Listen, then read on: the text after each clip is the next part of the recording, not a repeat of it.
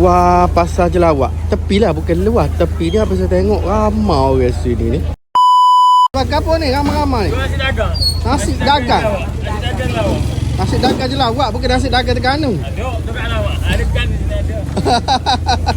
Ada. Oh, nasi dagang Jelawak ada tengok. Ada Lawak pun tukar lama. Oh, tengok ramai orang. Dagang Terengganu tapi duduk di Jelawak. Di lawak. Oh. Lama kan? Tahu ikan. Ikan aja. Ayam udang. Ayam udang ikan. Oh, daging. Gula daging. Asal Terengganu ke? Lawak. Jelawak. Dia buru sana. Oh, kita bumbu di Terengganu ni. Oh, kita teranglah buku. Pulut kuning ada, pulut kuning. Pulut kuning. Pulut kuning ada. Pulut kuning orang masuk Jawi ya biasa orang makan. Ui, tak ada tangan. Abang Wang. Nombor yang Jelawak ni. Ayah Wang, nasi dagang. Nasi dagang Terengganu make in Jelawak.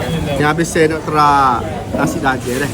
Nasi dagang Terengganu make in Jelawak. Kita ni toke kedai kopi Jelawak tepi kedai. Tersinggah kedai dia ni. Ramai kedai dia ni.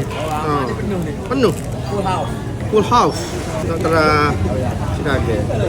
Habis saya kalau nasi dagang Terengganu, kita lebih guna nasi dagang. Kalau nasi dagang Kelantan, dia berah dia tu lain. Berah dia warna coklat, warna koko lah kalau orang Kelantan kata. Ni nasi dagang Terengganu, nasi dagang lah.